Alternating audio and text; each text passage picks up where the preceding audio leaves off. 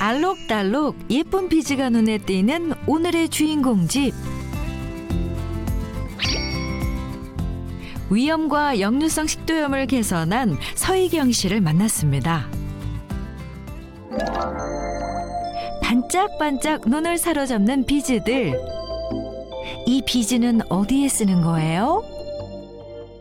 아, 네. 이거는 이제 비즈 재료들인데요. 뭐 이렇게 귀걸이를 만드는 이제 뭐 큐빅 재료 같은 것들도 있고요. 이거는 이제 오닉스라는 돌인데요. 이런 원석들을 가지고 팔찌를 차고 있으면 그 사람한테 뭐 좋은 기운을 준다고 해서 그런 팔찌들을 많이 만들기도 합니다. 취미로 예쁜 액세서리를 제작하는 의경 씨. 그러니까 보통 여자들이 진주를 굉장히 좋아하거든요. 그래서 오늘은 진주를 활용을 해서 목걸이를 한번 만들어 보려고요. 손을 움직이며 무언가를 만들면 스트레스도 사라지고 마음이 편안해진다는데요. 능숙한 손재주로 어느새 예쁜 목걸이 하나 완성. 어떤가요? 예쁜가요? 예쁜데요? 네. 직접 착용하려고 만드신 거예요? 직접 착용하기도 하고요. 지인들한테 선물을 해줄 때도 있고요. 근데 뭐 착용한다거나 선물하는 것보다 만들 때 과정이 훨씬 더 이제 스트레스 해소에 더 도움을 주거든요. 만들 때는 정말 몇 시간씩 앉아서 있어도 지루한 줄 모르고 뭐 좋아하는 음악을 틀어놓기도 하고 스트레스 해소에 더 도움을 받기 위해서 만들기도 해요. 스트레스만 받으면 생기던 소화불량은 점점 심해져 만성위염에 역류성 식도염까지 불러왔습니다. 어릴 때부터 위궤하고 장이 좀 안 좋아서요. 계속 좀 늘 소화불량이 있었고 그다음에 역류성 식도염 같은 게 있어서 너무 많은 양을 먹지 않아도 약간만 조금 과식을 해도 막 계속 넘어오고 또 뭐 위경련도 있고 막 그랬었어요. 어릴 때, 그러니까 중간중간에 힘들 때 너무 뭐 이제 소화가 안 되거나 막 너무 속이 좀 쓰리거나 그런 병원에 가서 그때 약을 지어서 먹었는데 그때만 잠깐 좀 호전이 되고 좀 지나면 또 불편해지고 반복이 되더라고요.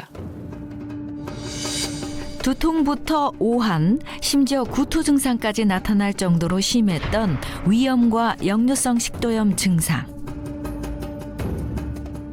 갑자기 좀 체중이 좀 불었을 때가 있었거든요. 그래서 건강상의 문제가 조금 너무 심각한 것 같아서 다이어트도 하면서 위 건강도 이제 좀 챙겨야 되겠다 마음을 먹고서 그때 이제 체중 감량도 하면서 위에 좋은 음식들도 찾아보고 뭐 장에 좋은 운동도 찾아보고 그렇게 했었어요. 그렇게 해서 한 3년 정도를 뭐 1년씩 뭐 6개월씩 끊어서 뭐 1년에 뭐 10kg 빼고 나머지 6개월은 유지하고 그 다음에 또 10kg 감량하고 다시 뭐 유지하고 이런 식으로 해서 한 20kg 정도를 한 3년에 걸쳐서 감량을 했어요. 위 건강을 위해 20kg이나 감량도 하고 취미 생활로 인한 스트레스 해소도 위 건강 관리법 중 하나. 제가 소화불량이 좀 심하다 보니까 이게 스트레스가 더 심하게 올 때는 더 심해지는 거예요. 그래서 이게 스트레스를 줄이는 방법이 뭐가 없을까 생각을 하다가 뭐 제가 좋아하는 일을 하면 괜찮을 것 같은데 제가 활동적이진 않아서 집에서 이제 좋아하던 게 비즈를 공예를 하는 걸 좋아해서 하다 보니까 정말 실제로 스트레스가 줄어들고 그러다 보니까 소화불량도 좀 줄어들고 하다 보니까 훨씬 더 몸 건강이 좋아지는 것 같더라고요. 이 위가요, 염산인 위산하고 단백질을 분해하는 펩신, 이거로부터 위 점막을 보호하기 위해서 방어 기전이 있어요. 근데 만약에 스트레스를 심하게 받는다 그러면은 위 점막의 방어 기전이 손상되거든요. 그럼 제 기능을 하지 못하게 되는 거죠. 그러니까 여성의 위장장애의 아주 큰 적은 뭐 제가 봐도 스트레스고요. 이걸 적절하게 해소하는 방법을 찾는 것이 무엇보다 중요하다, 이렇게 여겨져요. 그리고 틈날 때마다 의경 씨가 하는 것이 있다는데요. 요즘은 이제 날이 추워지니까 바깥 활동을 잘 못하잖아요. 그래서 집안에서 틈틈이 시간 나는 대로 스트레칭을 해요. 그래야지 소화에도 좀 도움이 되고 또 갱년기가 되다 보면 좀 몸 활동이 좀 줄어들면 살도 많이 찌고 그러거든요. 그래서 시간이 날 때마다 스트레칭을 하는 편이에요. 소화에 도움되는 낙타 스트레칭. 다리를 엉덩이 너비만큼 벌리고 무릎을 꿇고 앉습니다. 손으로 발 뒤꿈치를 잡고 천천히 등을 제치면 되는데요. 10초간 유지해 줍니다.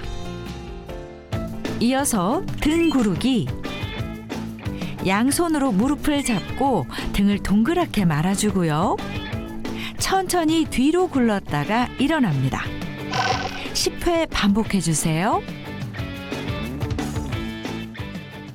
이번엔 무릎을 바닥에 대고 발등이 바닥에 닿게 앉습니다. 양팔을 앞으로 쭉 뻗어 손과 이마가 바닥에 닿을 정도로 천천히 숙여줍니다.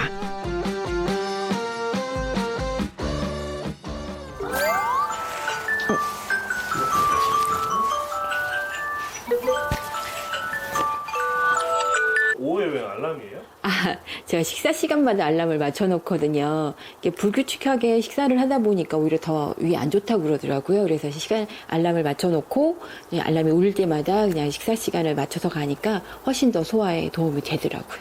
그래서 아침 8시, 12시, 오후 4시 이렇게 3번에 딱 맞춰놓고 그 시간에 맞춰서 식사를 하고 있는 편이에요. 위장 질환을 개선한 의경 씨의 식습관은 어떨까요?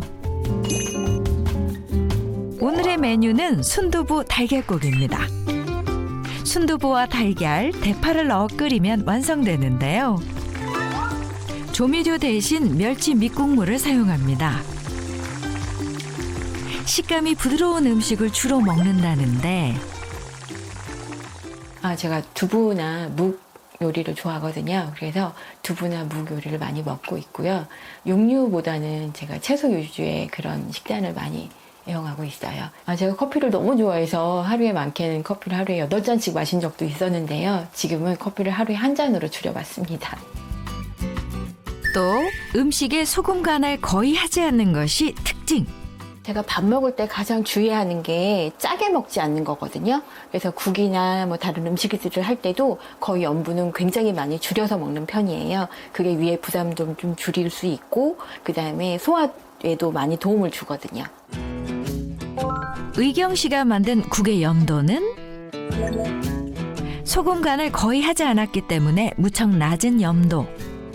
너무 싱겁지 않을까요? 아니에요. 괜찮고요. 싱겁게 먹다 보면 그 재료 본연의 맛을 정확히 알 수가 있고요. 짜게 먹는 건 정말 좋지 않거든요. 이렇게 싱겁게 드시는 거를 추천해 드립니다. 짠 음식이 만성적으로 위 점막을 자극해서 위의 보호막을 파괴함으로써 염증을 유발해서 위암 발생 위험을 높이게 됩니다. 따라서 위 건강을 위해서는 음식 간을 할 때 적정량을 하고 채소 등의 칼미 풍부한 식품을 즐겨 먹으면 나트륨 배출을 도울 수가 있습니다. 나트륨 섭취를 줄이는 방법. 오늘부터 실천해 보는 건 어떨까요? 간단하게 완성된 식사. 특히 적은 밥량이 눈에 띄는데요. 밥을 좀 적게 드시네요? 네. 제가 위가 너무 안 좋다 보니까 의사 선생님이 제가 그 소화를 시킬 수 있는 뭐라 그러더라. 신진대사율이 다른 사람보다 한 10배 정도가 약하다고 하시더라고요. 그래서 다른 사람보다 10배 적게 먹고 10배 더 움직여야지만이 소화를 시킬 수가 있다고 하더라고요. 그래서 그때 이후로 음식 양을 좀 줄여서 좀 적게 먹는 거를 습관을 좀 들이고 있어요. 그러니까 위장에 한 8알 정도만 채우면 장수한다라는 말이 있어요. 그러니까 기본적으로 과식하지 말고 적정량의 식사를 하는 게 중요하죠.